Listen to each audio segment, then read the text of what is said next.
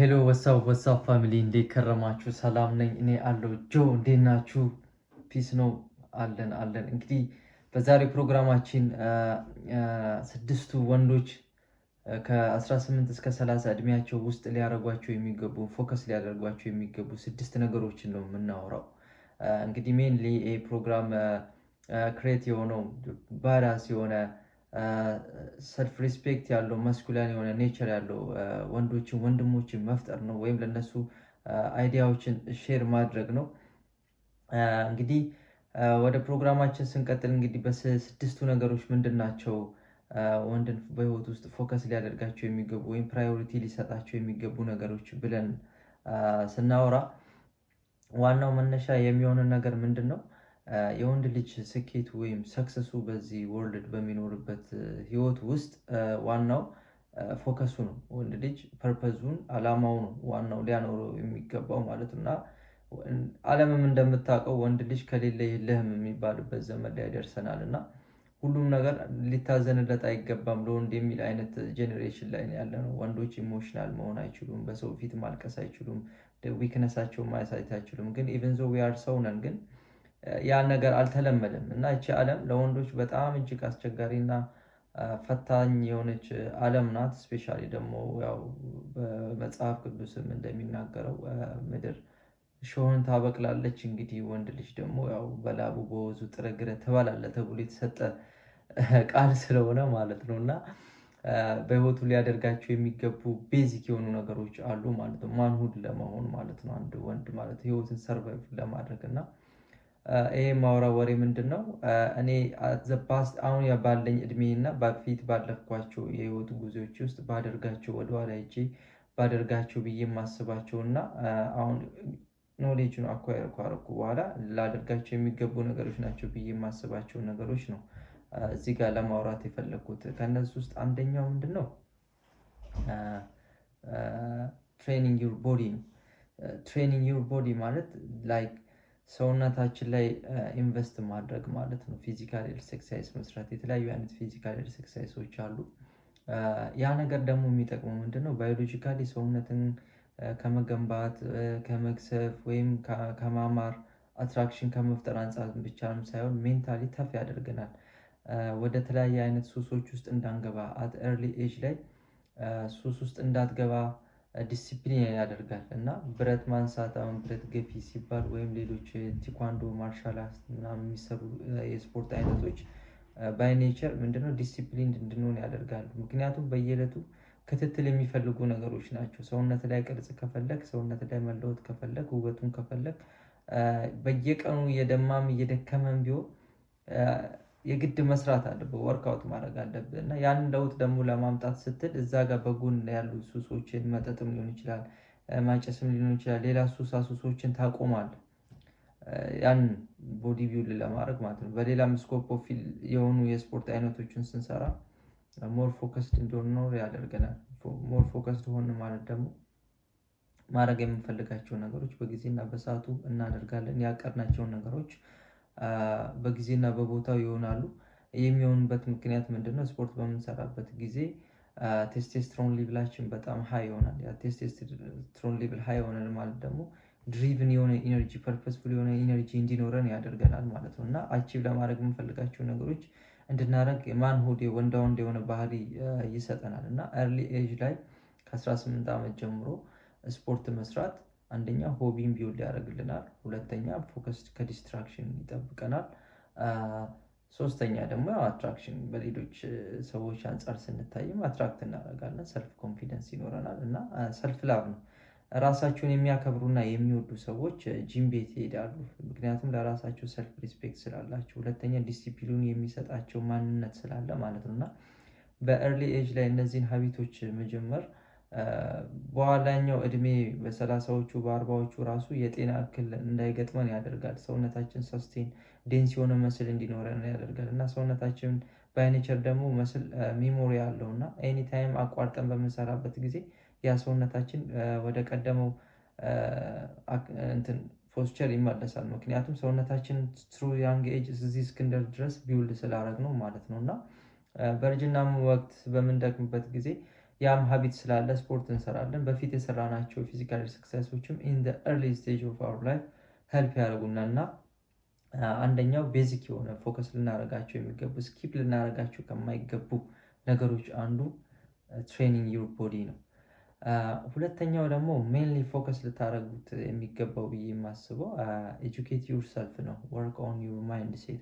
ሁልጊዜም አዲስ ነገር ማወቅ፣ አዲስ ነገር ማንበብ፣ እውቀትን በተለያየ አይነት ፊልድ ማስፋት ማለት ነው እና መጽሐፎችን ማንበብ ኢኮኖሚካል ሊሆን ይችላል፣ በፖለቲክስ ሊሆን ይችላል፣ በሄልዝ፣ ባዮሎጂ፣ በኬሚስትሪ በተለያየ አይነት ስኮፕ ኦፍ ፊልድ ማለት ነው። የተለያየ ዳይቨርጅ የሆነ ኖሌጅ ሲኖረን ሙሉ ሰው እንሆናለን እና ማንበብ ሙሉ ሰው ያደርጋል የሚባለውም ለዛ ነው እና ለሰዎችም ምክርም ለመስጠትም ሶልቭ ለማድረግም ካነበብነው ፐርስፔክቲቭ አንጻር ተነስተን ነው ወይም ካለን እውቀት ተነስተን ነው ለሰዎችም ሶልቭ የምናደርገው ፕሮብለም ሶልቨሮችም የምንሆነው ካነበብነው ካየናቸው ነገሮች አንጻር ነው እና ፎር ኤግዛምፕል እኔ አንድ ያነበብኩት መጽሐፍ ነበር አዌክን ዘ ጂያንት ዊዝን ዩ የሚል መጽሐፍ እና አንቶኒ ሮቢንስ የጻፈው መጽሐፍ ነው። በጣም ምርጥ መጽሐፍ ነው። በዚህ አጋጣሚ ልጋብዛቸው እፈልጋለሁ። አዚ አንጌጅ ያነበብኩት መጽሐፍ ነው እና የተለያዩ አይነት ፐርሰናል ዴቨሎፕመንት ሞቲቬሽናል የሆኑ መጽሐፎችን ስናነብ ስለ ራሳችን ያለን ስለ ወርልድ ያለን አመለካከት ይለወጣል። ማይንድ ሴታችን ይለወጣል። ፋይናንሻሊ ያለን አመለካከት ይለወጣል። ጀነራል የሚለወጥ ደግሞ ስለ ራሳችን ያለን አመለካከት አሁን ያለን አመለካከት ወደፊት እንደርሳለን ብለን በምናስበው ጆርኒ ውስጥ ራሳችንን ለማግኘት የግድ ማንበብ ያስፈልገናል እና ከምንናገረው ንግግር አንጻርም ሰዎች ጀጅ ያደርጉናል እና የሆነ ትራሽ የሆነ ዝም ብሎ የመንደር ወሬ የሚያወራ ወንድና በእውቀት ላይ የተመሰረተ ክላሲክ የሆነ ኦቴንቲክ የሆነ ወንድ ደግሞ የሚያወራቸው ወሬዎች በቃ መረጃ ላይ ያተኮሩ የሚያወራቸው ስለ ፖለቲክስ የሚያወራቸው ስለ መጽሐፎች፣ ስለ ፊሎሶፊ፣ ስለ ሂስትሪ በብዙ ነገሮች ብትጠይቋቸው ያውቃሉ እና ስታወሯቸውም ራሱ አዲሽናል የሆነ ኢንፎርሜሽን ሊሰጧቸው ይችላሉ እና እነዚህ አይነት ወንዶች ደግሞ በሴቶችም የመማረክ እንትናቸው ሌቭላቸው ይጨምራል እና ጀነራሊ ሙሉ ሰው መሆን በጣም ምርጥ ነው እና ኤርሊ ኤጅ ላይ ፎከስ ማድረግ ያስፈልጋል ማለት ነው ኤጁኬሽን ላይ። ሶስተኛው ደግሞ ዴቨሎፕ ዩር ስኪል። ስኪል ሲባል ምንድን ነው? ትምህርት ቤት የምንማርበት ጆርኒ አለ። ልክ 12 ዓመት ተምረን ከዛ ዩኒቨርሲቲ ኢንጂነሪንግ ሆነ 5 ከዛ ሜዲሲን ከዛ ተመርቀን አዘ ኢንድ ኦፍ ዘዴ ምንድን ነው የምንሆነው? ስራ ጠባቂ ነው የምንሆነው። ላይክ ሲቪ መበተንና ስራ መፈለግ ነው። ምንም አይነት ስኪል የለን። እስፔሻሊ በኢትዮጵያ ትሬንድ ውስጥ በጣም ወጣቱን ስራ አጥ እንዲሆን እያደረገ ያለው ተስፋ እንዲቆርጥ እያደረገ ያለው ነገር ምንድነው? የምንማረው ትምህርት ስኪል ዴቨሎፕመንት ላይ አይደለም። ላይክ the skills that can generate money like immediate የሆነ money generate ሊያደርግ የሚችል ስኪል አንማርም እና ሙሉ ፎከሳችንም ቤተሰቦቻችንም ለኛ ከመሳሳት ስራ እንዳንሰራ ከመፈለግ አንጻር ብቻ ሳይሆን ለኛ ከመሳሳት ይከብዳል ትምህርቱ ላይ ፎከስ ያደርግ በሚል ብቻ ብዙ ጊዜ ሳያውቁ ይገሉናል እና ስኪል ላይ በጣም ፎከስ ማድረግ ያስፈልጋል። ምን አይነት ስኪሎች ናቸው ዴቨሎፕ ልናደርጋቸው የሚገባ? ማለት በትምህርት ጎን ለጎን እየተማርን ስኪል ዴቨሎፕ ልናደርግ ይገባል። አንደኛው ስኪል ለምሳሌ ዌልዲንግ፣ ለምሳሌ ብየዳ ሊሆን ይችላል። አካባቢያችን የሚበይዱ ሰዎች አሉ። ዊሊንግነሱ ካለን ብየዳን በነፃም ቢሆን መማር ገንዘብ ሳይከፈለን መጀመሪያ ስኪሉ እስኪኖረን ድረስ የብየዳ ኖሌጅ ቢኖረን ሀዲት ቢን ለምሳሌ እኔ የሚቆጨኝ እሱ ነው። ለምን ዩኒቨርሲቲ እስክገባ ድረስ ለምን ጠበቅኩኝ? ኢንጂነር መካኒካል ኢንጂነር እስከሆኑ ድረስ ለምን ጠበቅኩኝ? ለምን ሃይ ስኩልም ኤሌመንተሪም እየተማርኩ ያንን ነገር አልጀመርኩም? ላይክ ዌልዲንግ ሊሆን ይችላል፣ ፎቶ ካሜራ አነሳስ፣ ቪዲዮ ኤዲቲንግ ሊሆን ይችላል፣ ካርፔንተር የጣውላ ስራ ሊሆን ይችላል። በአጠቃላይ በቃ ገንዘብን ጄኔሬት ሊያደርጉ የሚችሉ ስራዎችን ስኪሎችን ኤሌክትሪሻን መሆን ይቻላል፣ ካርፔንተር፣ ኮንስትራክሽን ላይ መስራት። እነዚህ ነገሮች በጣም እውቀትን የሚጠይቁ ሳይሆን ፕራክቲካል የሆነ ኖሌጅ የሚጠይቁ ናቸው እና የምትሰራውን ካሳየ ሰው ሊከፍል ይችላል። በሙያ ዲፔንድ ስለሚሆን ማለት ነው እና ስኪል ዴቨሎፕ ማድረግ ከትምህርቱን ባሻገር ወይም የምንማረው ትምህርት ጀነራሊ ቅጥረኛ ሊያደርገን የሚችል ሳይሆን ነገ እኛን ራሳችን ላይ ኢንቨስት አድርገን በዛ መልኩ ሰክሰስፉል የምንሆን አይነት ሰው ሊያደርገን የሚችል አይነት ሙያ ለምሳሌ ዌልዲንግ ወይም ለምሳሌ በኮንስትራክሽን ስራ ላይ ከተሰማራ ወይም ተቀጥረን ከሆነ ወይም እየተማርን ከሆነ ፕራክቲካል ስለሆነ እና በዛ ነገር ጉድ ከሆን በዛ ነገር ቤስት ከሆን የራሳችንን ላይኖርን የሚችልበት ምክንያት የለም። እንዲያውም ምርጥ የሆነ ኬሪየር ፓዝ ነው የሚፈጥርልን ማለት ነው። ራሳችንን ለማግኘት ለመፈለግ አንወዛገብም። ነገር ግን ትምህርት ላይ ቴዎሬቲካል ፓርቱ ላይ ብቻ ፎከስ አድርገን ስኪል ከሌለን 30 ዓመት ላይ ግራ ትጋባለህ። ወደ ግራ ወደ ቀኝ የኔ ስኪል ምንድን ነው የሚችለው? የህይወት ዓላማ ምንድን ነው ማድረግ የሚችለው? እንዴት ነው ገንዘብ ጄኔሬት የማደርገው? ቴዎሬቲካል የሆነ ኖሌጅ ብቻ ይዘ ስኪል ከሌለ በጣም አስቸጋሪ ነው። ይቻለ ደግሞ የውድድር ዘመን ናት። ስለዚህ አሁን ላይ 18 ዓመት እና በሀያዎቹ እድሜ ያላችሁ ወንዶች ይህን ፕሮግራም የምትከታተሉ ጀስት ፎከስ ኦን ስኪልስ። ቲዎሬቲካል ትምህርት ቤት መሄድ ከዛ ግራጁዌት አድርጎ ተመርቆ ስራ ማግኘት የሚለው ነገር አሁን ያ ሲስተም ኢዝ ብሮክ ዳውን። ያ ሲስተም ጠፍቷል። አሁን ያለው ሲስተም ምንድን ነው? የሆነ ስፔሲፊክ የሆነ ስኪል ትማራለህ፣ በዛ ነገር ቤስት ትሆናለህ፣ ትቀጠራለህ። የተቀጠርከውን ፎከስ ሆነ ደግሞ ያን ነገር ታሳድገዋለህ። የራስ የሆነ ቢዝነስ ካምፓኒ የሆነ ቢዝነስ ኦነር ትሆናለህ። እና ባትሆንም አትሊስት የሆነ ስኪሉ ይኖራል። የሆነ ፖሲቢሊቲዎችን ትፈጥራለህ። ካርፔንተር ከሆንክ ኤሌክትሪሻን ትሆናለህ። ኤሌክትሪሻን ከሆንክ በያር ትሆናለህ። 3-4 ስራ የምትሰራበትም አይነት ሚንስ ትፈጥራለህ። ሌላኛው ደግሞ ሴት አፕ ዩር ላይፍ ነው። ሴት አፕ ዩር ላይፍ ማለት ዌር ዱ ዩ ዋንት ቱ ጎ ኢን ላይፍ እና ዋት ዱ ዩ ኒድ ቱ አቺቭ ዛት ላይፍ ማለት በህይወት ውስጥ ወዴት ነው መጓዝ የምትፈልገው? ምንድን ነው አቺቭ ማድረግ የምትፈልገው? በኬሪየር ፓዝ ወይም በስራ ህይወት ውስጥ እስከምን ድረስ ነው የምትማረው? እስኬት ድረስ ነው አቺቭ የምታደርገው? እዚህ ድረስ ስደርስ ይበቃኛል፣ እዚህ ድረስ እንደዚህ አደርጋለሁ፣ ይህን ሳደርግ እንደዚህ አደርጋለሁ፣ ከዛ ቀጥሎ እንደዚህ ይሆናል፣ እንደዚህ ከሆነ እንደዚህ ይሆናል የሚል ሲናሪዮ ወይም የሆነ ጀነሬት ልታደርገው የሚገባ እንትን አለ። ሂስቶሪካል የሆነ ፓዝ አለ ሊኖር ይገባል። ሲኩዌንሻል የሆነ በስማርት ሙቭመንት ያው አቺቨብል የሆነ ስፔሲፊክ የሆነ ታይም ባውንድድ የሆነ ፎከስድ የሆነ አክሽን ኦሪየንትድ የሆነ ፓዝ ሊኖር ጎል ሊኖር ይገባል። እና በዚህ እድሜ ይህን ትምህርቴን ይጨርሳለሁ፣ በዚህ እድሜ ስራ ጀምራለሁ፣ ከዚህ እድሜ ይህን ስራ ሰራለሁ፣ ከዚህ እድሜ ስደርስ ሚስት አገባለሁ፣ ፍቅረኛ ትኖረኛለች፣ በዚህ እድሜ ልጆችን እወልዳለሁ። እነዚህ ሞኝነት አይደለም። ያው መሀል ላይ የሚታወቀውን ነገ የሚታወቀውን አናውቅም።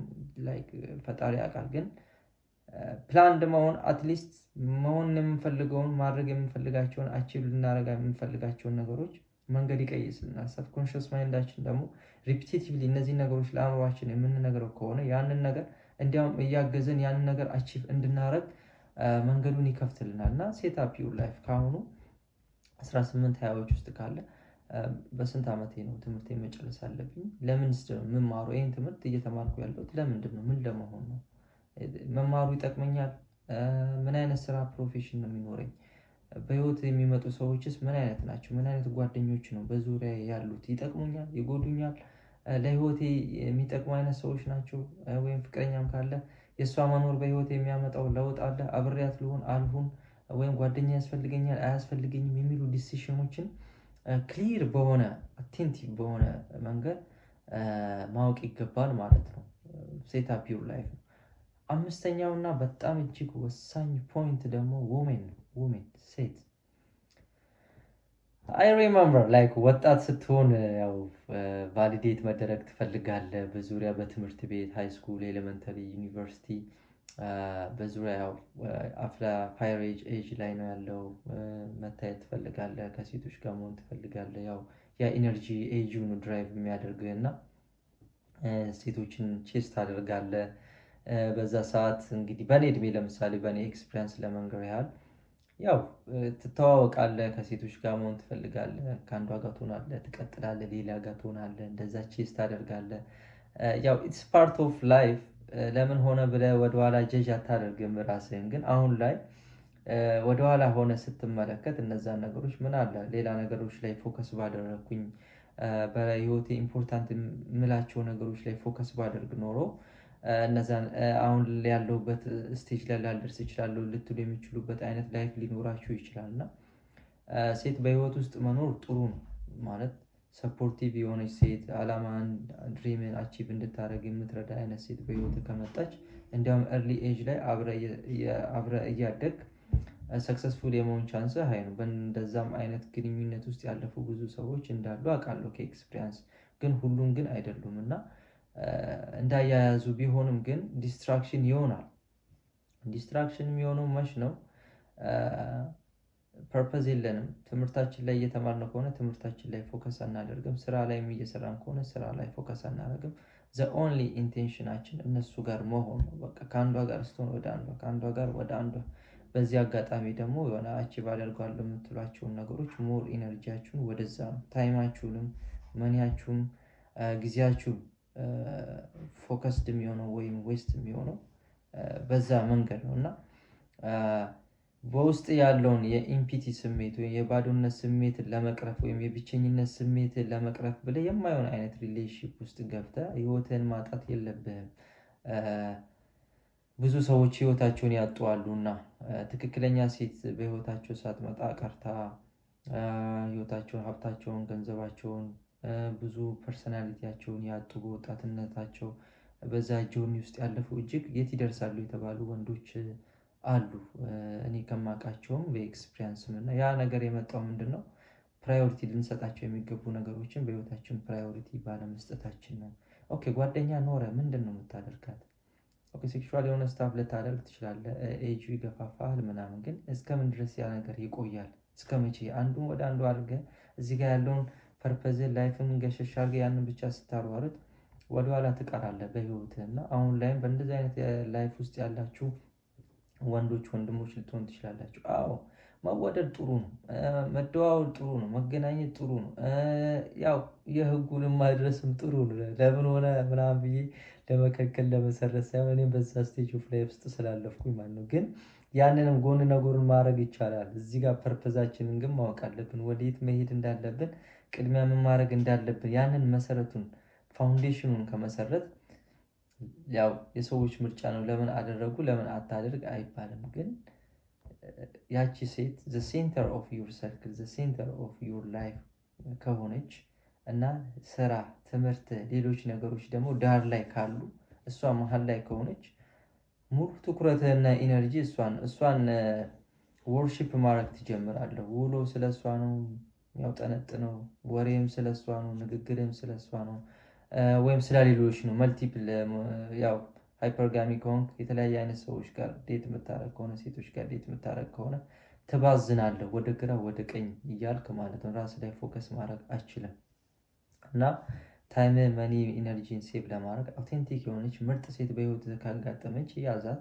አላማ ካላት፣ ፊውቸሪስቲክ ካላት ከ10 ሴቶች አንድ ምርጥ ሴት ይዞ መጓዝን የመሰለ ነገር የለም በህይወት ውስጥ ካጋጠመች ማለት ነው። ኢነርጂን ታይምን ሴቭ ከማድረግ ታድናለች እና ሴት ላይ ሞር ፎከስ ማድረግ አለብህ። ምርጫ ማወቅ አለብህ። በምን ሰዓት መምጣት በምን ሰዓት መሄድ እንዳለባት በህይወት ማወቅ አለብህ። የትም አይሄዱም ብራዘር። ዋናው ራስ ላይ ፎከስ አርግ። just hustle your money, your foundation, your skills, your education, then train your body። እነዚህ ነገሮች ካራክተሮች ካሉ የወንድ ልጅ እድሜ መጣፈጥ የሚጀምረው ከ30 ዓመት በኋላ መሆኑን አትርሳና ራስን ቢውልድ አፕ ማድረግ አለብህ። ስድስተኛውን የመጨረሻ the most important appealing ሁሉንም ነገር በአንድ ላይ የሚያጠቃልለው ስፒሪቹዋል ላይፍ ነው። ከፈጣሪ ጋር ያለ ኮኔክሽን ነው። ስፒሪቹዋል ስላችሁ በጣም የተለያየ እምነት ውስጥ ልትኖሩ ትችላላችሁ። እስላም፣ ክርስቲያኑ፣ ፕሮቴስታንትም ልትሆኑ ትችላላችሁ። ግን ዋናው እዚህ ጋር ታርጌቴ ስለ እምነቱን መስበክ ሳይሆን you need to have a connection, like appealing connection with the most high። ከፈጣሪ ጋር ከምታመልከው አምላክ ጋር ኮንስታንት የሆነ ኮኔክሽን ሊኖር ይገባል። ስለምታደርጋቸው ነገሮች ልታወራቸው ይገባል። ያደረጋቸው ሜሳፖች፣ ሚስቴኮችን፣ ያስቀየምካቸውን ሰዎች ይቅር የምትልበት አንደኛው ሜካኒዝም ከፈጣሪ ጋር ኮኔክሽን ሲኖር ነው። ኮኔክሽን ማለት ደግሞ ፕሬየር ነው እና ኮንስታንት የሆነ ፕሬየር ያው አክራሪ መሆን ምናምን ሌላ ነገር ነው። እሱ ስፒሪቹዋሊቲ ኤንድ ሪሊጂየስ የተለያየ ቢሆንም በእኔ አመለካከት ግን ስፒሪቹዋል ስትሆን ፈጣሪ የማይወደውን አንተ ላይ ሊደረግ የማይፈልገውን ነገር ሌሎች ላይ አታደርግም። ሙሉ ፖዚቲቭ ኢነርጂ አለ፣ ለሰዎች ጥሩ አመለካከት አለ፣ ቀናነት ይኖርሃል። በአጠቃላይ ፈጣሪን ደስ የሚያሰኝ ነገር ስለምታደርግ በጆርኒ ውስጥ ጥሩ ኮኔክሽን ስፒሪቹዋል የሆነ ማንነት ትገነባለህ። ያ ደግሞ ሰዎችንም አትራክት ያደርጋል። ለአንተም ጆርኒ ጥሩ ነው። ለምሳሌ ዊክነስ ሲኖር፣ በህይወት ፈተናዎች ሲያጋጥሙ፣ ሰዎች የምታምናቸው ሰዎች በዙሪያ ከሌሉ ብቻህን የምትሆንበት ህይወት አጋጣሚ አለ። በገንዘብ ማጣት፣ በስራ ማጣት፣ በተለያየ አይነት ምክንያቶች እና በዛ ሰዓት ሊደርስልህ የሚችልና ሊሰማ የሚችል ፈጣሪ ብቻ ነውና በጉብዝና ወራት ፈጣሪን አስብ የሚባለው የመጽሐፍ ቅዱስ ቃል እዚህ ጋር the most important thing ነው። ስፔሻሊ በወጣትን በእርጅና ዘመንም ሄደ የፈለግከውን አድርገህ አሸሸ ገዳሚ ብለህም ፈጣሪን ይቅር ብትለው ሊቅር ሊልህ ይችላል። ግን the most appealing እና ቤስት ዌይ ደግሞ ሊሆን የሚችለው በወጣትነት ጊዜ ከፈጣሪ ጋር ምርጥ የሆነ ኮኔክሽን ካለ፣ ፈጣሪን የምታወራው ከሆነ፣ ኮንስታንት የሆነ ወርሺፕ ካለ እንዲያውም ፈጣሪ ያንን ነገር ይረዳል፣ መንገድን አይቶ ይረዳል። ምክንያቱም God is not like human being like we are picturing something we do something and God is going to punish us እንደዛ ሳይሆን God is the most